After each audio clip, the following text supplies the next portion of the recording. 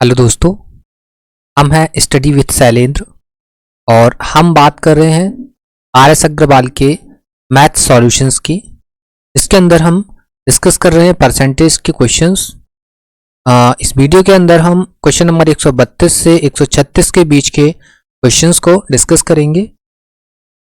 चलिए देख लेते हैं हमारा पहला क्वेश्चन आज के इस वीडियो का। पहला क्वेश्चन है कि किसी संपत्ति का मूल्य प्रति वर्ष उसके प्रारंभिक वर्ष की तुलना में 10% कम हो जाता है यदि संपत्ति का वर्तमान मूल्य 81,000 रुपये हो तो 2 वर्ष पहले उसका मूल्य कितना था।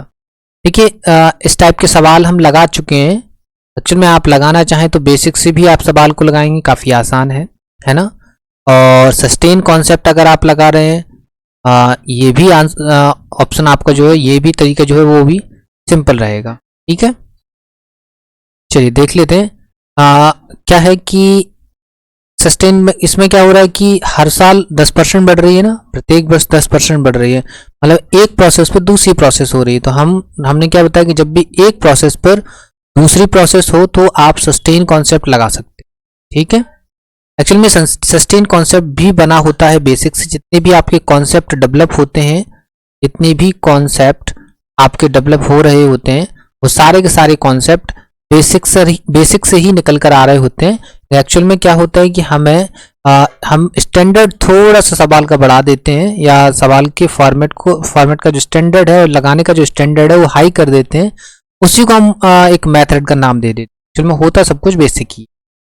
चलिए देखते हैं यहाँ पे क्या है कि एक पहले की जनसंख्या थी, एक वर्तमान जनसंख्या मान ली हमने, इनिशियल पॉपुलेशन एंड संपत्ति है, तो आपकी प्रारंभिक संपत्ति हो गई और एक वर्तमान संपत्ति हो गई, अंतिम संपत्ति। क्या बोल रहा है, प्रत्येक वर्ष 10% कम हो रही है। 10% मतलब 1/10 कम हो रही है तो माइनस। इट मीन अगर उसके पास पहले 10 रुपए की संपत्ति थी तो अब कितनी बच रही है उसके पास, 9 रुपए। ठीक है, पहली साल हो गए। सिमिलर क्या होगा अगली साल भी, क्योंकि प्रोसेस कितनी साल चलना है, 2 साल चलना है। तो अगले साल भी सिमिलर क्या होगा, 10 रुपए से घट के उसकी संपत्ति कितनी होगी, 9 होगी। तो देखिए पहले उसकी संपत्ति कितनी हो रही है, 100 यूनिट, और वर्तमान में कितनी हो रही है, 81 यूनिट। वर्तमान में कितनी हो रही है, 81 यूनिट। और वैसे सवाल में कितनी हो रही है, 81,000, 81,000। इट मीन्स एक यूनिट की वैल्यू कितनी हो रही है, 1000। एक यूनिट की वैल्यू कितनी हो रही है, 1000। तो आपकी 100 यूनिट की वैल्यू कितनी होगी, 100 यूनिट की वैल्यू होगी आपकी 1 लाख। 100 यूनिट की वैल्यू कितनी होगी आपकी, 1 लाख। काफी आसान सा सवाल है। इस टाइप के सवाल जो है काफी बार जो है पूछे गए हैं, है ना। और ये जो है वो काफी आसान सा सवाल है, बिल्कुल भी कैलकुलेटिव नहीं, जीरो कैलकुलेशन है सवाल के अंदर। आप बेसिक से भी लगाएंगे तब भी इतना ही टाइम लगना है, और इससे लगाएंगे तब भी आपका इतना ही समय लगना है। ठीक है, क्या है इसमें कि सस्टेन, हमने इसमें सस्टेन कॉन्सेप्ट को लगाया। सस्टेन कॉन्सेप्ट क्या कहता है कि जब भी कोई प्रोसेस एक प्रोसेस के ऊपर दोबारा से प्रोसेस हो तो उस जगह हम क्या लगा सकते हैं, सस्टेन कॉन्सेप्ट लगा सकते हैं। इसमें क्या हो रहा है कि इसमें क्या है कि 10% कम हो रही है। कितने साल तक, 2 साल तक। 2 साल तक 10 से 9 हुई। ठीक है, तो पहले अगर आपके पास 100 यूनिट था तो निकल कर कितना आ रहा है आपके पास, 81 यूनिट निकल कर आपके पास आ रहा है। वैसे सवाल में कितना संपत्ति निकल के आ रही है वर्तमान में, 81,000। तो 81 यूनिट की वैल्यू हो गई 81,000, तो 100 यूनिट की वैल्यू हो गई 1 लाख। ये काफी आसान सा सवाल है, आशा है आपको ये समझ में आ गया होगा। फिर देखते हैं हम नेक्स्ट क्वेश्चन।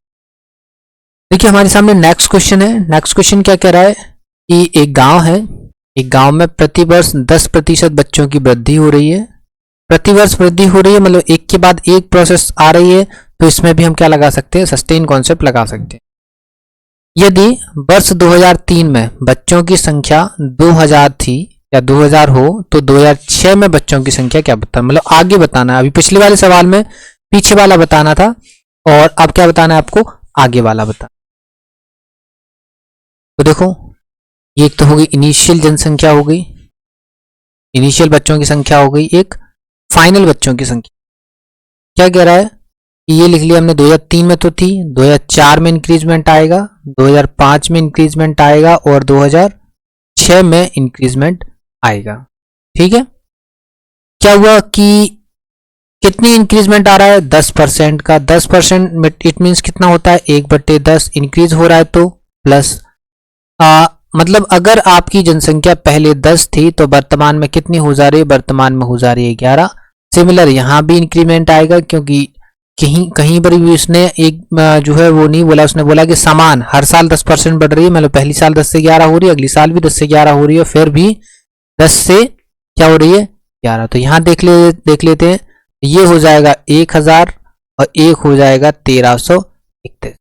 ठीक है, मतलब ये संख्या होगी 2003 वाली, ये संख्या होगी 2003 वाली और ये नंबर हो गया 2006 वाला। ठीक है, ये प्रारंभिक मान होता है और ये अंतिम मान होता है। मतलब प्रारंभ में 1000 यूनिट थी तो 2006 आते आते कितनी यूनिट होगी 1331। देख लेते हैं सवाल में क्या दिया है कि सवाल में हमारे हिसाब से 1000 यूनिट जनसंख्या थी बच्चों की और 2003 में बच्चों की जनसंख्या वैसे 2000 थी, मतलब 1 यूनिट की वैल्यू कितनी हो रही है 2 हो रही है। आपको बताना क्या है 2006 में बच्चों की संख्या, 2006 में बच्चों की संख्या कितनी हो रही है 1331 यूनिट। 1331 यूनिट की वैल्यू कितनी हो जाएगी आपकी 2662। कितनी हो जाएगी आपकी 2662। ठीक है, काफी आसान सा सवाल था। सेम कॉन्सेप्ट सारे के सारे सवाल है, आशा ही ये क्वेश्चन भी समझ में आ गया होगा। देख लीजिए द्वारा क्या था कि ये आपका प्रारंभिक मान होगा, ये अंतिम मान होगा। प्रत्येक साल 10% बढ़ रही है बच्चों की संख्या, तो 10 से 11, 10 से 11, 10 से 11, 10 से, आप इनका मल्टीप्लाई करते हैं, यहाँ जो वैल्यू होती है वो इनिशियल वैल्यू होती है, इसका जब मल्टीप्लाई करते हो यहाँ जो वैल्यू आती है वो होती है आपकी फाइनल वैल्यू। इनिशियल वैल्यू में उसने 2003 की जनसंख्या की बात करी थी और फाइनल वैल्यू में वो आपसे फाइंड करने के लिए बोल रहा 2006 की बच्चों की जनसंख्या। ठीक है, या बच्चों की संख्या। तो इनिशियली हमारे पास 1000 यूनिट था और सवाल में इनिशियल वैल्यू कितनी थी 2000, मतलब 1 यूनिट की वैल्यू 2 हो रही है। आपसे फाइनल बच्चों की संख्या पूछी है तो फाइनल कितनी होगी 1331 यूनिट। 1331 यूनिट की वैल्यू हो जाएगी 2662। क्लियर है, चलते हैं नेक्स्ट सवाल की ओर। देखिए हमारे पास नेक्स्ट क्वेश्चन है, ये भी सेम कॉन्सेप्ट में सवाल है। सेम कॉन्सेप्ट क्या है कि इसमें क्या हो रहा है, किसी कस्बे की जनसंख्या में पहले वर्ष 5% की वृद्धि हुई, दूसरे वर्ष 5% की कमी हुई। यहाँ पे देखो दो डेटा दिए हुए हैं। अभी तक सवालों में पहले जो हमने पहला सवाल लगाया उसमें क्या क्या दिया था आपको, फाइनल वैल्यू दे रखी थी। ठीक है, पूछा क्या था आपसे, इनिशियल वैल्यू पूछी थी आपसे। क्या पूछा था आपसे, इनिशियल वैल्यू पूछी थी आपसे। सेकंड जो हमने सवाल पढ़ा उसमें आपको इनिशियल वैल्यू दे रखी थी, इनिशियल वैल्यू दे रखी थी और पूछा क्या था आपसे, फाइनल वैल्यू पूछा था आपसे, है ना। अब इस सवाल में आपको, लेकिन यहां पर कितनी परसेंट नंबर ऑफ परसेंट थी 1, यहां पर भी कितना था 1, लेकिन यहां पर थर्ड में नंबर ऑफ परसेंट कितनी है, नंबर ऑफ इंक्रीजमेंट डिक्रीजमेंट कितना है 2। ठीक है, कितनी बार वृद्धि कमी हुई 2 बार। ठीक है, यहां पर भी क्या दिया है, यहां पर भी आपको फाइनल वैल्यू दी हुई है सवाल के अंदर। यहां भी क्या दी हुई है, फाइनल वैल्यू आपको दे रखी है और पूछ क्या रहा है, इनिशियल। तो आशा है आप इस सवाल को खुद से भी लगाने की कोशिश कर सकते हैं। बाकी हम लगाते हैं सवाल। आया आपको तीनों सवालों का कॉन्सेप्ट समझ में आया, तीनों में क्या क्या वेरिएशंस थे सवाल में। इसमें क्या है कि किसी कस्बे की जनसंख्या में पहले 5% की वृद्धि हुई और फिर 5% की कमी हुई। दूसरे वर्ष के अंत में जनसंख्या हो गई 7980। पहले वर्ष के प्रारंभ में कितनी जनसंख्या, देखिए क्या होता है कि ये अपनी प्रारंभिक जनसंख्या हो गई और ये फाइनल जनसंख्या हो गई, जिसे हम बोलेंगे वर्तमान में, है ना, प्रेजेंट वाली। क्या बोल रहा है कि पहले साल क्या हुआ 5%, मतलब 1/20 वृद्धि हुई, तो प्लस तो कितना हुआ 20 से बढ़कर कितनी होगी जनसंख्या, जनसंख्या हो गई 21। अगली साल क्या हुआ 5% की कमी हो गई, 5% मतलब 1/20 कमी हो गई तो माइनस, मतलब 20 से जनसंख्या कितनी हो गई, 20 से जनसंख्या हो गई 19। देख लेते हैं, यहां मल्टीप्लाई करने पे क्या आता है हमारा वर्तमान मान आता है, यहां पर मल्टीप्लाई करने पर क्या आता है हमारा फाइनल या वर्तमान मान आता है। ठीक है, फाइनल वैल्यू आती है या बोल सकते हैं प्रेजेंट वैल्यू आती है, यहां पर इनिशियल वैल्यू होती है। इसका मल्टीप्लाई करेंगे आगे हमारा 400, तो 400 हमारी क्या होगी प्रारंभिक जनसंख्या होगी कस्बे की, और इसका करेंगे 21 और 19 का करेंगे तो आ जाएगा आपका 399, जो कि हमारी क्या हो गई वर्तमान जनसंख्या होगी।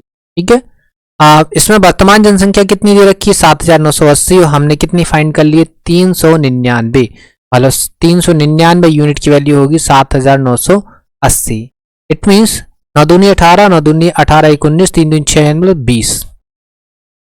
एक यूनिट की वैल्यू कितनी होगी 20, तो 400 यूनिट की वैल्यू कितनी हो जाएगी 8, कितनी हो जाएगी आपकी 8000। ये भी काफी आसान सा सवाल है, तीनों के तीनों एक ही कॉन्सेप्ट पर डिपेंड सवाल थे, है ना। तीनों के तीनों सस्टेन कॉन्सेप्ट से लगा सकते हैं। बेसिक तो आपको देखो किसी भी फॉर्मेट में आप बेसिक तो एक ऐसा आप बोल सकते हैं जड़ी बूटी है मैथ के अंदर जो सभी सवालों को सॉल्व करवा देती।